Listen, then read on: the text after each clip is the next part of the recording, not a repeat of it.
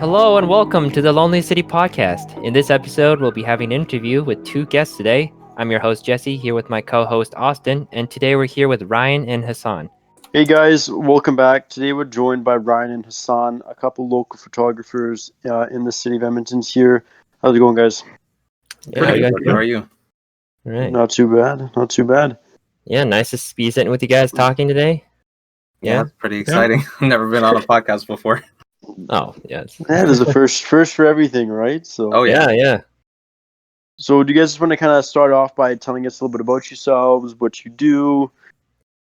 Yeah, tell the listeners about yourselves a bit. Ryan, Go for it. you wanna Ryan and I have Ryan and I have known each other, for a long time. We've known each other since elementary. I think grade 3. We're not too sure. Yeah, either grade 2, grade 3. Wow. That's when we became friends. Except like we've known each other for a little longer, but we became friends a little bit later on. Okay. Yeah, so it's been pretty sick. We pretty much have done everything together. We all of elementary, junior high. We went separate ways junior high, but high school we came back together, and yeah, and we got our first jobs together at Canadian Tire. Oh, wow. You guys are best friends. Like, Oh We've yeah, been showing. We're in the teens, like of how long we've known each other. yeah.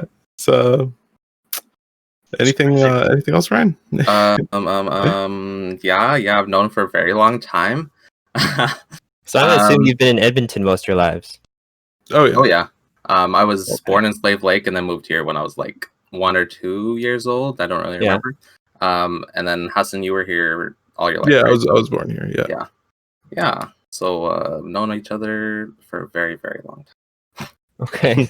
Yeah. What So, else? Like, who's crazy. normally the idea guy? Who's always proposing the ideas first? Or is it just kind of like a... It's We just kind of just- we bounce it off each other. Yeah. It's everything happens really organically, and Yeah? like we even Okay. have like a YouTube channel together that we're not going to tell you about. Oh, wow. And then we used to Just film tease- videos together, Just and tease us, eh? oh yeah, like it's cringe, but like we Nah, just I'm sure it's fine. ideas come up so like organically, and we've even Yeah. tried like scripting ideas or coming up with things, and it never works. So we just decided to sort of just let things happen, and they It's start not working easy. that way. Yeah, It's the way You to really do it, gotta man. like try a bit of everything until you Yeah, The way find to do it. something that- Oh, It's yeah. free flow. Yeah. exactly. So, the biggest reason we have you guys here is to talk about your photography company. So, let's start from the beginning. What kind of got you guys into photography, and kind of how long have you guys been Yeah. doing it? Do you want to explain, Hassan, or do you want me to? Oh well, I feel like we started because of like at first we were doing YouTube, and then obviously Okay. just using our phones, iPads, whatever, right? And then we kind of got into photography like in high school, right? Yeah, we were both in. We had this program called Digital Arts where you learned like photography and Photoshop and Illustrator and AutoCAD and all like anything digital. All right. Yeah, and then, sorry, I lost my train of thought.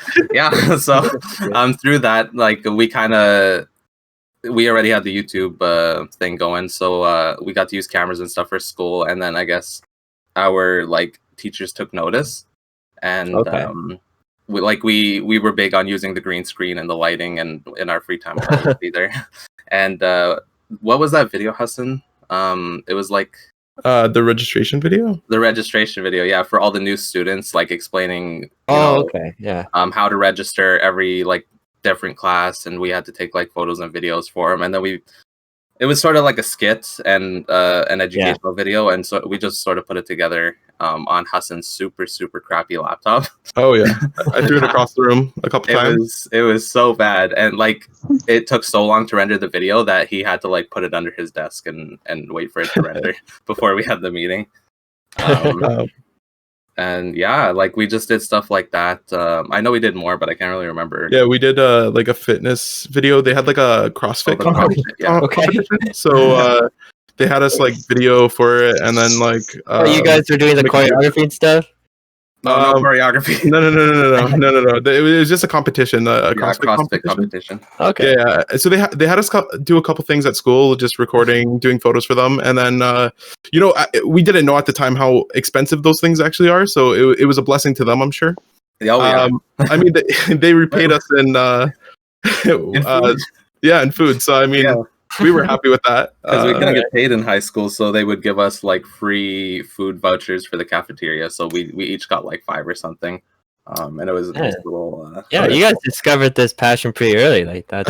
Oh yeah, like grade 11, I'd say. Like we were doing YouTube a little bit before, but grade 11 was like when we started filming videos. Grade 11, 12 around there, I think. Yeah. Yeah, it started with videos. Minecraft phase, the whole Let's Play channel stuff. Man. I don't know if I had a lot of those. We didn't really have the computers to do that kind of stuff. Yeah, for console kids. Yeah, no, it's a bit of a process with photography and needing the good. Good computers and the hardware to be able to do that stuff efficiently. It's definitely a bit of a pain. Yeah, it's kind of funny. But, like you guys talk about like the equipment and whatnot, but we couldn't afford cameras for ourselves. Okay, they're expensive, right? It is not a cheap hobby. It is not a cheap hobby. Actually, I don't think it would have been possible if this didn't happen. But one of my friends had like 2 Canon T5Is, I think. No, it was a T3i and a T3. But are those the ones that we bought off of him? I think we used a T4i and a T3i. It was like one of those ones, like really like cheap Canon cameras. And he gave us a couple lenses, and like he didn't want any money. He just said, "Yeah, like go for it." So this was our absolute first wedding gig. Okay, had no clue what to do. Had no clue what the process. You just landed your first wedding gig? Yeah. So Oh wow, Ryan, how did you?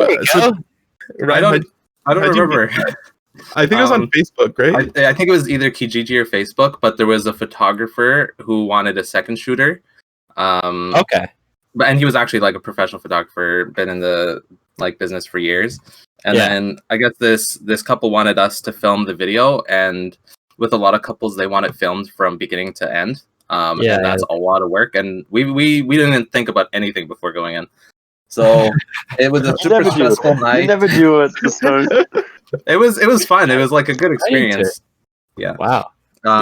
But towards the end of the night, we had one camera at the front and then one camera recording at the back on a tripod. And at the end of the night, we come back to find the camera on the floor broken. Like the lens had like snapped. I don't know what piece fell off. So what had happened was we went and stepped away for a second to do something, and usually we were at the cameras like at all times, right? Because I knew something was gonna happen, and we come back and one of the cameras are on the floor and the lens is just like busted, like we couldn't get it working again. So thankfully the photographer lent us one of his lenses to use at the time. So we borrowed one of his lenses. We finished up the video and stuff. What happened? I'm sure you must wonder like how it got on the floor like that. Well, yeah. The thing is, we had to kind of carry on with everything because we didn't want to just part of the wedding, even though we were like kind of freaking out because it wasn't even our equipment. But we figured we could figure everything out afterwards. To be honest, we never really did. It was a blessing though. So what had happened though is we told our friend about what had happened, that we had broken one of his lenses, and he's like, "Oh, that's fine." That's fine. Like, I have more. He's a nice friend, and so we offered to like. No, he didn't. We didn't offer to do anything. He takes this broken lens. He's like, "I have this guy who fixes it easy. Like, don't worry." And then he offered us like one camera by itself would be like upwards of $500 with the lens or whatever. He offered us both cameras, like 4 batteries and 2 lenses and charger for each for I think was it 500, Hassan? Something like that. Yeah, he just offered it to us. Like I didn't ask him or anything. He's just like, no worries. Like if you guys want, you guys can have this whole thing for like $500. Wow. Okay. And we had only made $200 from this like 8-hour wedding, and the lens by itself costed like a little bit over $100. They just paid you $200 for all you didn't even make minimum wage. And we had to buy. We thought we had to buy a new lens, but like luckily we didn't. But even though that was a disaster, and that was the video turned out horrible. And even though it was a disaster, that's what sort of got us into photography, because we got cameras that were so cheap. You know? Man. Yeah, it's so funny because the guy who hired us, like the actual like master photographer, whatever, calls me one day and he's like, "Hey, can I come over and take all the footage off your computer?" And I'm like, "Sure." He's like, "Yeah, the guys just didn't really like the video." So that was our very first wedding gig. It was a disaster, but it got us into photography and videography there. Dude, that's awesome. Well, it's a great start, I guess. You're really throwing yourself in the deep end there. It's a little scary. And so with that, like that beginning and to where you guys are now, because you guys have some fantastic work, right? And seeing it, it's just like, how hard was that learning curve, and how have you noticed yourself changing your styles throughout the years? Yeah. Well, I have one big thing that happened was we almost completely cut out videography. I think we did one more wedding, like video wise, and then after that we just focused on photography, because doing video and photo at weddings was our main source of income at the time. That sounds like a lot of when they ask you to film the whole wedding and then photograph the whole wedding at the same time, and you only have two people, you're really do you guys have 10 grand to spend? Because like that's so much. We never thought of that at the beginning. We priced it as one little package without thinking, oh, like this is going to be the most work we've ever done. Because like it's not just spending 8 hours at the wedding; it's spending the 45 hours doing the editing. Oh yeah.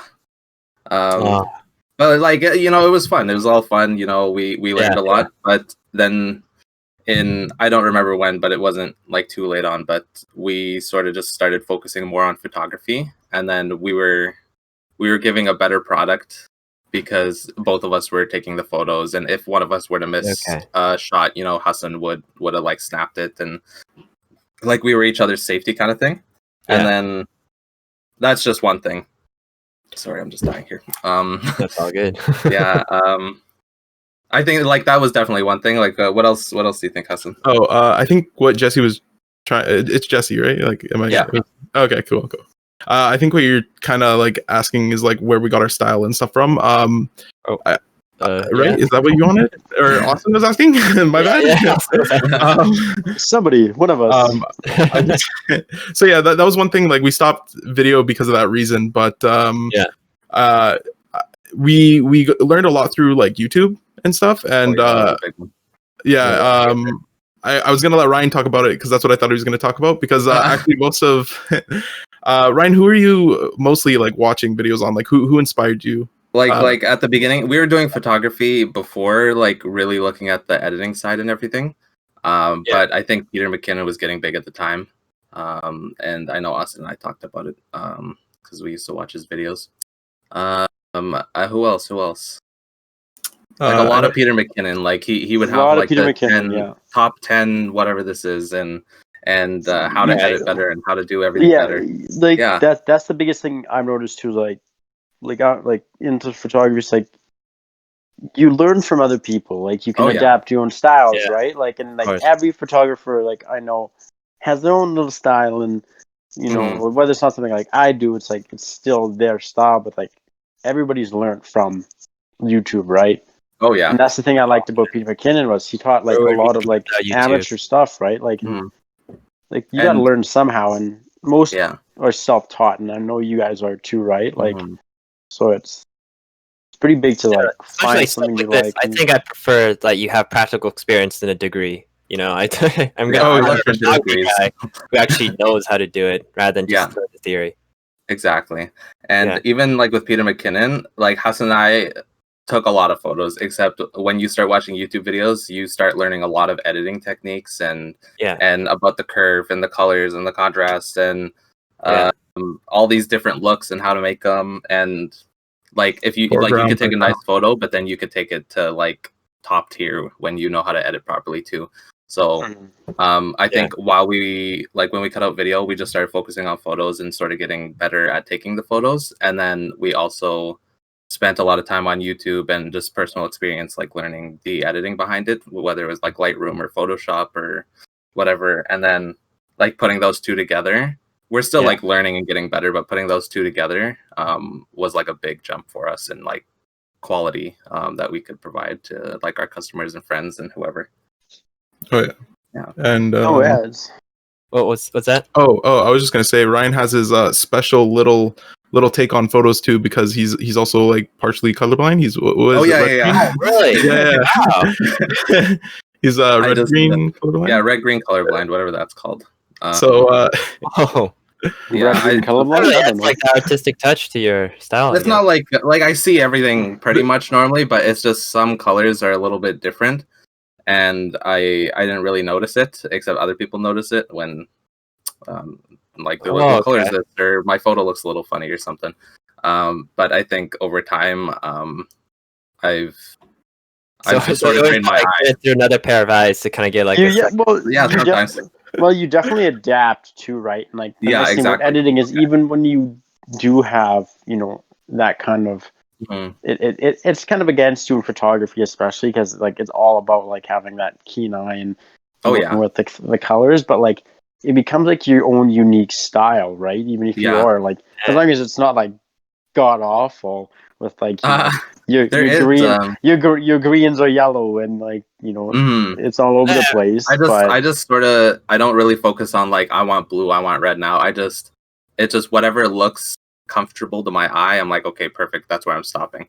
Yeah. No, exactly. And that's what's important, right? Like when I was learning to edit, like it was like, oh my god, like I got to do everything. I gotta like change all the sliders. I gotta do every single point, like, and they were awful. I'm like, I'm proud of I'm proud of my work now, but like I know I'm not nearly as good as I could be. But it's like, you got to know when to stop and like what you're comfortable with, right? Yeah. So sometimes you just want to adjust like the contrast slider, and you're good, But I did the same thing. I think I would try to change every single slider and change all the curves. There's so much work that goes into this. It's not about just taking a shot. There's just so much. God, no. Oh, there's a lot more. It's ridiculous, man. Like, wow. Like when so let's say you guys do like a photo shoot, like a portrait shoot, something basic. Like, what's your expectation with you guys as clients? Because I know I'll be like, you're getting at least 10 shots for like the base price, right? Because like even if I take 100 photos, 10 of those shots will be like you'll editable, right? Like yeah. And so it's just like that 10 photos still probably like up to an hour each, like depending on how much you do, right? So it's So is that something you guys notice, or like the editing time is like the more process, or is it like the creative process is harder for you guys? Like Hassan, what did you think like when you were doing that engagement shoot the other week? For like an hour engagement shoot, I got about I take a lot of photos because I like taking the same photo from different perspectives, and just sometimes it works better than others, and so for about an hour I actually got like 19 photos that I really liked out of the like 900 that I actually got. Yeah, we got a trigger finger. That's the thing, like it's honestly better to take more photos though, isn't it? It's safer, but it adds more time later on looking through the extra photos you took. Yeah, and that's the thing, like, because out of like 900 photos, like 80% of them they're gonna be like eyes closed or slightly out of focus, and exactly, Oh yeah. Yeah, the thing for me is like, so Ryan and I have gotten really good at editing. The next step for us is actually like upgrading our cameras. Currently we use the Canon T6i. It's a never-ending journey. We haven't upgraded since though, hey? Like we bought those after we bought the garbage cameras there. We flipped them, and then we bought the T6i, and we've had it for 3 or 4 years now. Haven't upgraded since. Oh yeah, just buying new lenses and stuff like that. Yeah. Like how huge do those get? What's like the biggest? Okay, so our cameras were around like 1,200 on sale. Yeah, but like on sale 1,200? No. No, it was like 1,200 and then on sale. I paid 700 for mine. Yeah, I think I bought mine around like 800 or something. And the lenses ended up being more expensive. I got more than the camera itself.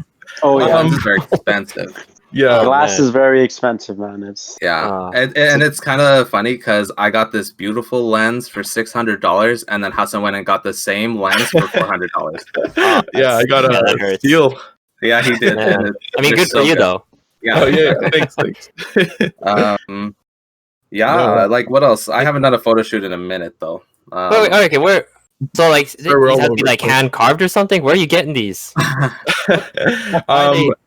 That's on the cheap side, hey. Like lenses will go up into the thousands of dollars. Yeah. Oh man. What's you guys' favorite lens to use? Yeah. Okay. Well, how about you explain to listeners? Okay, what kind of different lenses are there, if you don't mind? Let's see. There's a lot of different ones. Hard to explain. There's like your macro lens. You got your zoom lens. And then a prime lens is just one that you can't zoom. So like a 50 millimeter, 1.4 or 1.8 is just going to be 50 millimeter. And those are like really good for portraits.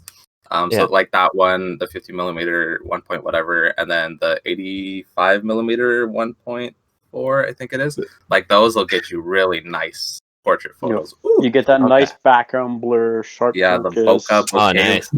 Yeah, the bokeh. Yeah. Okay. There's like a leaf floating down, and it's nicely blurred out. It's just exactly. It's so beautiful. And then like I personally used to use the 50 millimeter a lot just because you could take any photo and it turned out really good just because the background was blurry.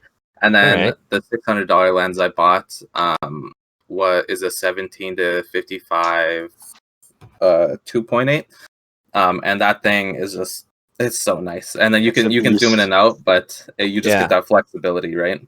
So you could do videos, you could do photos, you could do you can zoom in when people are putting the ring on at weddings. You could do so many things with it, it's so good. So it's sort of an all-around Swiss Army knife of a lens there. So, and then you get your macro lenses or whatever. That's super close,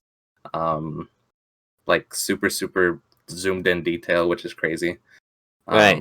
Yeah, but you can also just flip around a prime lens, and then you can't focus anymore once you take it off. But you can use your arms to push it in and out, and it can you focus that way, and then you can get super close shots to a ring or roses or something. And you're seeing the pores on the skin. Oh yeah, that's crazy. Man, there's a lot of different kinds, but you can get a good camera, and then upgrading your lens is where a lot of the quality comes from, just sharpness wise and whatnot. But you can range from $100 to a few $1,000s in lenses. So sorry. I think the most I was just researching lenses, and I think the most expensive lens I saw was an 800 millimeter zoom lens. That was for wildlife photography, and it was $35,000. Yeah, it gets crazy. It's absolutely those are not lenses you buy. I'm pretty sure those are lenses you just rent for a weekend when you're trying to pretend to be National Geographic. Dude, I don't even want to hold it. What if I drop it? You have tripods for lenses like that. So you need a tripod for the camera plus a tripod for the lens, which is really weird. Yeah, it's because it's so front heavy. It's absolutely ridiculous. Oh man. Yeah. Okay, what do you call those stabilizers the filmmakers are always using? They're they're strapped into it. A gimbal. Exactly. Is that what that is? There's a stabilizer. Yeah. A gimbal. He's talking about a gimbal, I think. Yeah. I have the DJI stabilizer, but that's just a handheld one. I know there's a strap ones, and that is a gimbal, I believe. So you can get there's a few different kinds as well, right? So a lot of cameras will have the in-camera stabilization, which is actually pretty impressive, and then they have the 3-axis. Because guys like me, we're very shaky. I can't imagine holding that still. The thing is, that's the thing. It's that's why tripods are fantastic, right? And it's you got all these tools of the trade that will help you. Yeah, there's also monopods. So monopods, you can just attach your camera to that, and then when you need to quickly just drop down to take a photo, rather than running around with a tripod, you just stick the stick on the ground, and you just try to you're good to go. Snap a photo, and it's it's pretty well. It's nice for running stabilized. Yeah. There's also other ways. Everyone finds their own way, but what I do is I pull the strap really tight on my neck. The strap that you around your camera. Anyways. Okay.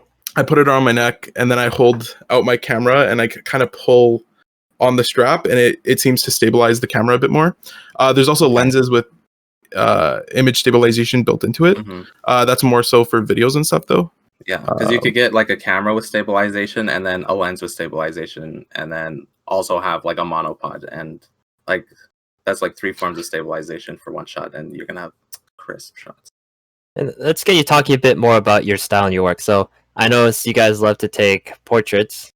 Like, are you not? Is there a particular reason that you're more into this style of photography? Like, maybe you have an appreciation for the human form or something. I don't know. Like, what's that artistic perspective on this? I don't think I chose to, like, personally. I don't think like I chose. I was like, I'm gonna do portrait photography. But usually for weddings, we do like our video, and then we'd go have a portrait shoot, and then that's where you get your really nice shots. And then I started adopting that into like personal photo shoots with friends and whatever. And then I was like, I did this at the wedding, so I can do this here. And then we'd get like really nice shots, and it just happened to be the thing I focused on. Okay. Like you could do wildlife and whatever. I even have like a picture of a wolf on my account, and that's a portrait shot of a wolf, you know? So even though it's wildlife photography, it's still a portrait. You took the photo? Yeah, I did. My girlfriend and I went to, it was like a wolf sanctuary. And then I managed to get a nice little photo there. But yeah, like portraits, they just happen, you know? You get good at one thing and you focus on that one thing, and then you try to work on your weaknesses. But portrait photography is where I stuck. Yeah. Can you guys see yourselves merging into like other styles, or like what would your next go to be? Like, kind of dabble in. I guess. I mean, there's a lot. That's a very broad question. Sorry. No, it's all good. Do you know Hassan? Or do you want me No, honestly, so I just personally love portrait photography. I think it does the individual, justice in the photos and stuff. Like you make it look so pretty. Oof. Yeah, it also looks a lot better on Instagram than a landscape or like landscape photos are a little hard to make pretty. I'm inclined to agree with that one, just because like I really like doing, like landscape and like kind of architecture photography personally. I love portrait work, but it's just like portraiture, like it's almost like it looks nicer. You got like a pretty model or like a good subject, and it's just like it just seems more personal, more relatable because you're it's like you're interacting with somebody through the photo, right? So by the way, we aren't professionals at all. We just we're self-taught, so we're miles ahead of all with most of us. So like and with that, like obviously, like photography is a huge business anywhere, right? But within Edmonton, like, have you guys noticed like kind of a culture community like that, or have you met people like Ryan's been a part of a community once? I had a friend who was starting a marketing business, and then he got on a few photographers there.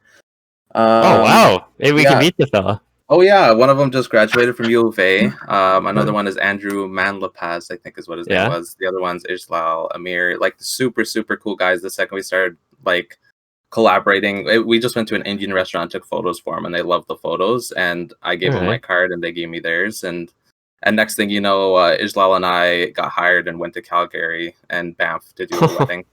Like it just sort of happens like that, right? Yeah, you just gotta get out there. You gotta get that networking done. Oh yeah, it was awesome. And then like maybe 2 years before that, I can't remember her name. She worked with Remax, and she wanted to start this little sort of like what you guys are doing right now. Yeah. And so she brought on a couple photographers, and there was me and Alexandra Marcoux. Like she's a bigger name in Edmonton, and then there's also Red Angelo, I think is what his name is. And he's insane. Like he's a phenomenal photographer. And then he like goes to Japan and stuff to take photos. And then like you network like that. It's and that's where all like the photographers all like are, I guess. Man, we gotta like get these guys on here talking about their craft. And then like Dante Sutton, I think you brought him up the other day. I think that's what his name is on Instagram. Right? He's incredible. Yeah, he's sick. I don't know how he does make Edmonton look like that nice. Because and even his portrait shots are so insane. I don't know what he does to his editing, but they just sort of look like fantasy kind of, Yeah, they're very kind of almost cyberpunky, kind of like a lot of neon-esque. It's very talented style. It's super talented. Man. Yeah, I was hoping a film gig came up for him, unfortunately, so he couldn't make it today. But no worries. Yeah, he's awesome. I gotta introduce you guys to him. Who's that? Dante. Oh, yeah. It's a buddy of mine I used to work with at Simon's. Well, Ishmael was he was pretty good too. He went to the Oscars and he won an award there. Oh yeah, he did a short film. Yeah, he made a short film for the Oscars. He does film mostly. So whenever we get video jobs, we actually hit him up because he has the proper equipment, and that's just more of what he's into. Yeah, and he's still great with photography. But his video work is awesome. Yeah. Okay, it's definitely a craft that's anybody can do it and do it well. Is just nothing but respect for those guys, right? So. Oh yeah. Ryan, Hassan, I know you guys were saying you kind of wanted to talk about some of the other things you've done, right? So you talked about how you did weddings a lot and you've done portrait work, but what are some of the other things that you've done within photography and kind of other jobs? Do you want to talk about it, Hassan, or you want me to go for it? You go for it, my guy. All right. Well, I don't know if I can remember every job, but we've had the opportunity to work with YMCA. Really? For video work. What were we doing? We were filming sort of what was it? It was an instructional dance video thing, but it was a whole class and not just one person kind of thing. So that was an awesome experience. And then we got to work with they're called Hope Run, and they were part of the Make-A-Wish Foundation, and we worked with them on 2 or 3 different occasions, taking photos and videos, and it was super awesome working with them. What else, Hassan? We've actually worked with a couple private schools or preschools for taking their school photos and stuff too, and that's a lot of kids. Yeah. Oh yeah. We've just kind of tried everything within the field, just trying to figure out what we love the most, and just trying new things. Yeah, we've even done headshots, businessmen headshots there. I had a company from Ontario reach out to me, and they work mostly in the US, but for the occasional client that they had in Canada. So they had the one guy from Edmonton, he was a doctor and he needed him. And so he sent him to my house, and I finished the shoot within 15 minutes, took the photos, edited, sent. And then the guy called me and he was so happy with the photos, and he's like, I'm going to keep your contact here. Anytime I get somebody in Edmonton or close by, I'm going to send them to you because we really like your work kind of thing. You guys really are you've done everything, all over the place. We've done everything. We've had a few weird requests. Back in the old days. You get certain very, what do you call it, NSFW kind of stuff. Yeah, we've been asked on a couple occasions to do boudoir photography, but that's not our style, and we to each their own. Yeah. Oh yeah, we didn't. Yeah, it's not something we're comfortable with, and I don't think I'd be very good at it. Oh man! And then the one time, are we allowed to talk about weird things? The product photography, is that what you're? Or the girlfriend? No, this was it was this company in Edmonton, and they said they were a skip the dishes for sex dolls. The product. That's the product. Wait, what's it called? I can't remember. Are you telling me that there's a company out there that will send you a sex doll and then people are interested there? And then pick it up later? It was it was a little sketch. That's absolutely disgusting. It's weird, and it was like if it was good money, I'm inclined to say yes, but it was weird because they were like, "We want you to come over and take photos of them," and I'm not prepared to take up that offer and go to some random guy's house who has. That'd be so like kind of creepy. You just walk in, this guy in his like body bags. I don't want to end up things dying, What? Oh man! So there was also the. That's gonna be guys' line there, eh? Oh my god! Say that again. That's kind of the line for you guys, eh? Is inanimate objects like? Well, it's not just that. It's well, there was this girlfriend. She caught her man cheating. And she wanted us to come and film her cheating on him. Ryan, I don't know if you remember. I don't remember this one. But, oh my god! I had a friend. So how do you reach out by email with that? What do you even say? She's like, "Can you film my porno?" Pretty much. See what usually revenge porn. Usually what I do is I throw it in an absurd amount of money, and if they say yes, then I'll maybe do it. Yeah, but it's never usually they usually say no. But but if the price were right, we would do it. Are you guys in a relationship? You'd have to like communicate this to your partners. Like, oh yeah, like that's too weird. Funny Listen, for that amount of money that we asked for, I'm sure that. Like I remember this was early on. It's still a boudoir thing, but I just assumed it was a guy who was trying to kill me by luring me in. But they said, me and my girlfriend, so 2 females, want you to come to a motel room and take a boudoir photo shoot for us. And the second motel popped up. I was like, sorry, can't do that. Because I don't trust no motel photo shoot. Yeah, that's like whatever happens in motel. Yeah, because that's a very boudoir-esque aesthetic, right? As a greasy motel room. Yeah. Like, it's just either that or it's just a guy posing ready to kill me, so yeah. So kind of onto that, like, how do you guys market yourselves with what you do, right? Because like you guys are obviously willing to do a lot of things, but what do you guys market yourselves as? Do you guys market yourselves as wedding photographers, like portrait, like what's you guys' shtick? So, just real quick before that, like we use multiple different platforms. So we'll use Facebook and we'll use Instagram. We'll use Kijiji and Marketplace and a lot of word of mouth. So on Kijiji, if I can recall one of my ads here, we would say, let us know. We can like throw it up for you too. Of course. I'm trying to remember the description. I think we would just put like professional photographer and put our nicest photo at the front. And in the description, it's like, we have done weddings, school photos, we've done music videos, we've done this, we've done that. So there was like 20 or 30 different things that we've done just to try and market ourselves to every single person. Yeah, I've done music videos in the past, and I gotta hook you up with some of the musicians we're talking to. No more music videos for me. That's in the past. Trust me, I know all about his horror stories with Chad worked on my last music video with me, and that was the worst experience of my life, and so that's why I'm no longer doing music videos. It was so weird. It was just so bad, and it was so stressful, and just not for me. I imagine it's very awkward because you gotta get the guy to like pretend sing at like. Well, it was. Do you want to tell the story?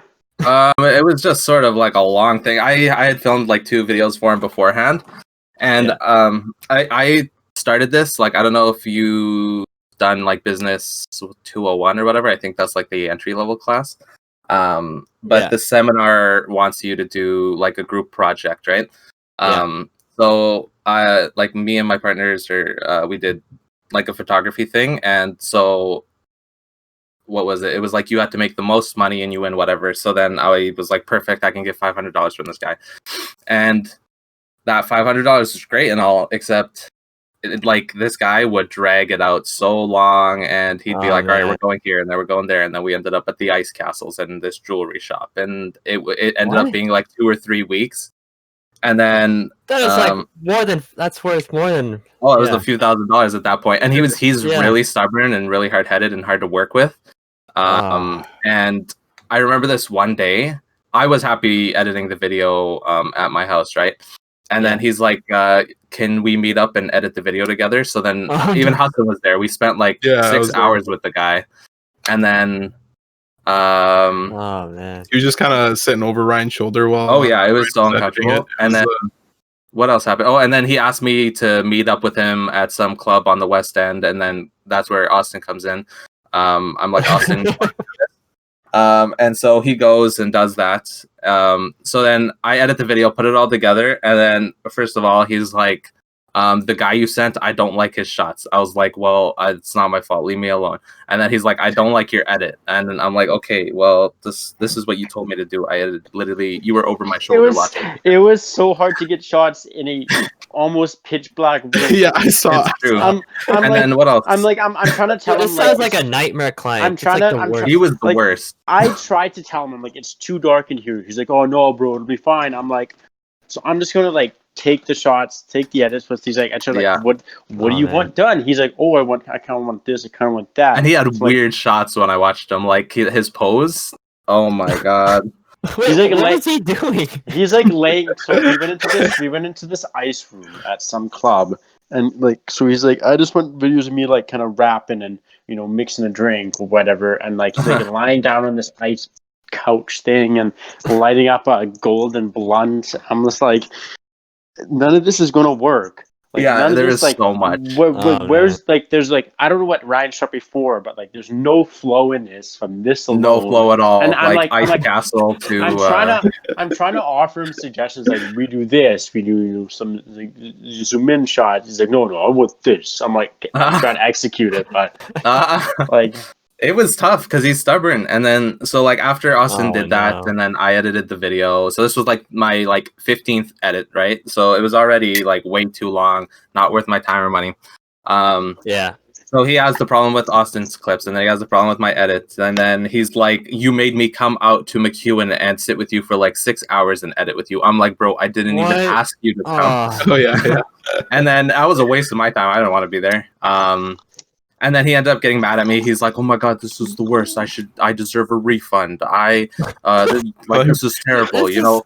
I'm gonna tell my rapper friends in Britain not to work with you." And I'm like, "What is going on here?" And then I was like, "I'm not giving you a refund, but like, you suck my ass." And he was just the worst person in the world. You know how when you go through a stressful situation, or you're like, "Damn, I should have said something." So then. You know when you're in the shower going through your thoughts, and and then you're like, damn, I should have done this, I should have done that. Ooh, it would have been so nice to kick his ass.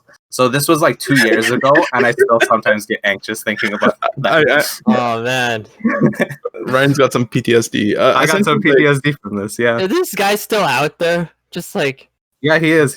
Oh man, still making say that still making shitty rap music. If you hire professionals to do their job and you can't backseat them, you can't exactly. How are they supposed to do?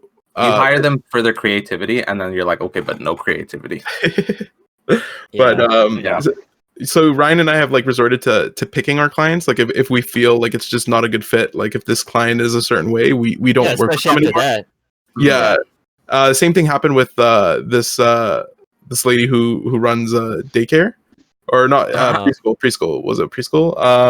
Daycare, preschool kind of thing. We did some photos for her and stuff like that, and we had some suggestions that would be better, right? Like than whatever's going on. We're usually really nice about it. Like one thing is they had the kids wear these like ridiculous outfits, and their parents literally dressed them up for these photos, right? Like these kids came in with these nice like. Whatever, this nice cute little dress or like button up shirt, something like that, right? And you don't want we had to put this ugly ass like literally looked like a gray striped garbage bag. Yeah. And so that led to parents not buying as many photos, obviously. And that would affect our business, right? What a headache. So at that point we were like, okay, sorry, we can't work with you anymore. We're gonna have to say goodbye. Like you either have to we have to charge an extra fee on top of the orders, or we gotta take off this weird uniform you have them wearing. And then she's like, no, I'm not going to pay extra, and they have to wear the uniforms. So then I was like, sorry, it was nice working with you. We appreciate the business, but we're going to have to like cut ties. And then she ghosted me. And then like a year later, she messaged asking for photos again. And I was like, sorry, no. We offer pretty like we offer really good prices, especially at the beginning when we were just starting off, because yeah, fair enough, man. Because obviously we're just starting. You know, we want the experience and yeah, you know, so and we've had a lot of like happy clients. Like some people still hit us up. We filmed the wedding, and then a while after they hit us up and they were like, can you film our nephew's baptism? Yeah, like so like we've had like really happy clients that want us back like on multiple occasions. Oh yeah, and they actually ended up giving us more because we charged so little. They felt bad for us and actually paid us more. I think they give us like an extra $100. Yeah, that was an extra $300-$400. I gotta tell people about you. Like you're doing good work. Putting up with these horrible people and just well, there was a lot of good experiences. Like between those are just like the standouts. Because good experiences, they're fun, but they don't sound as exciting as the bad ones. Like, do you want to talk about the wedding? We can talk about it after. I know they were asking about like the marketing. The biggest thing for marketing is just whatever you. We were just marketing ourselves, you know, on Facebook, Instagram. We, you know, word of mouth. We did a barbershop once, and so we asked her if we could put cards for them. So like essentially I offered our services for free because we kind of knew them and stuff. Yeah. And so we did some photos for them, and then we asked if we could leave our cards there. So I had some cards there for a while, because a lot of people talk to barbers, right? So you know, wedding comes up. Oh, hey, here's some people we know. Yeah, and then there you go. That was smart on Hassan's part. I never thought of like leaving business cards somewhere, and then Hassan's like, "Bro, I got this good idea." We gotta get some business cards, man. Oh no! Don't show this out. Don't put this online. they can't know. The biggest thing is though that there are a lot of like beginner photographers, or a lot of photographers in general. Like I would go on a comment of someone saying they need a second shooter, and there'd be like 40 comments like on that status or whatever. And the biggest thing is like not to put yourself down because of how many people are already out there. Like Ryan showed me that again. Like we've gotten a lot of job offers. It's just kind of crazy. Like put yourself out there and try to make yourself different from the rest. The biggest thing is knowing your worth too, right? Yeah, for sure. Like don't undercut yourself just to get business either. Oh yeah, that's what we used to do. We had to learn not to do that. Yeah, of course. Yeah, we had to make sure that we were fixing our prices, so we weren't screwing ourselves in the end. Like the biggest. Oh, sorry. No, go ahead. It's okay. Oh, the biggest thing was like me and Ryan are really like. I don't know. We're very, you know, anal like on getting like photos to their very best and stuff. So like I would spend hours just editing, and that's the reason why we're trying to upgrade right now and get like the best that we can give our clients, right? Just increase our quality a bit more, because after 4 years of like using the cameras and editing, like we think we've maxed out our potential with our equipment. Kind of hit the mileage on that. Yeah, I think it's our next step is to upgrade the quality of our cameras, and then just continue like getting better at editing. And I think clients will be happy with that. And you gotta really see this from like that business perspective too. Like there's just you gotta operate. Yeah, and like how I'm sure like sometimes like it gets to a point where it's smart to kind of like outsource, kind of like divide the labor. Like we've done that before. At some point you're just gonna have to maybe hire. Like what kind of what would that be? What do you normally like kind of outsourcing? Well, like we did we got Ijlal to do the video for the wedding and stuff like that. Oh yeah, like just like hiring sort of second shooters, like so. Because we're not really in the video game too much anymore, other than like personal videos or like for friends, businesses, stuff like that. So Ijlal, we brought him up earlier, but he's really good at videos. So we'll do the photos, and then Ijlal's a professional. We trust him completely. So we're just like, all right, go do your thing, and then we'll give you this much money. And then he comes back and he has like this phenomenal video made, right? Oh, all right. Yeah, it's mostly just like second shooters. I know it was only one time I did this, but I hired I had a job and then I hired 2 people. I can't remember what it was for. But then they got like 70% of what the pay was, and then I didn't have to do anything, and I got 30%. So that was sick. Just from being around. Yeah, just for hiring them, because they were more beginners, I believe. I can't really remember what it's huge. Like, I think the biggest thing, especially for, like you guys said earlier, for bidding is like really making sure you put your name out there, right? Like, yeah, there's word of mouth. Yeah, there's just going out and hitting people up and, hey, you're gonna do a photo shoot. Hey, you're gonna do this. Yeah. But it's beyond that, right? It's like you build your portfolio, you make your name known that you're interested in this kind of work. Your website's gotta look super professional. Even if even if they're not like hiring you for that one event, they're like, oh well, Ryan commented on this page and his photos look really nice. But you really just gotta do everything. Like there's no one way. You gotta do a little bit of everything to try and get your name out there as much as you can. Yeah, and I think that really makes you stand out. Like you really got the passion and you really put in the time and the care. Like you really care about this. Like you're not treating a client as just like some coming and going customer. Like you really care. It's like your baby too. It's like your craft. Oh yeah, you got to be sort of friends with them. Especially like at weddings and stuff. You got to like be friendly with them and be comfortable with them. So it's not like just client to client. You got to be a little bit more than that. For the jobs,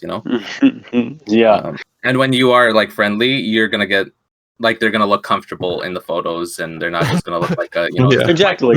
The biggest thing turns out a lot better. You make them like you say, you want to be friends with these people, right? You don't want to be some stoic professional. That's like because that doesn't result with that doesn't give you any good results, right? So you gotta get the most boring photos out of that. Yeah, you gotta be friendly. Oh yeah, like a very choked smile or something. Yeah, it's nice. Those really like professional, stuffy looking photos for corporates. Oh, exactly. Yeah. Oh my god, the meme ones. Boring. Yeah. Low saturation. That's definitely not your guys' style either, right? You guys are very kind of like the friendly, open, airy. Even if it is style, a little bit, right? So. Yeah, even if it is a little bit sort of uncomfortable like that, you gotta like try to make a joke, try to make them laugh. Yeah. All right. Man, you guys are awesome. So on that note, guys, like I think we can just about wrap it up here. But obviously we gotta plug you guys a little bit here. If you guys just want to drop your handles and your social medias, we can have the audience check you guys out. You guys are great. It's so many stories. we got more, but that's for another day. All right. So my I mainly just use Instagram for photography. And so that's just instagram.com/ryan.moalem. And we'll link it. You'll link it? Okay, perfect. And everything too. Send it all to us, man. We still gotta shout you guys out. And what about you, Hassan? Other than Instagram, well, any social media we can forward to the audience here. And okay, no, you guys. Just mostly Instagram.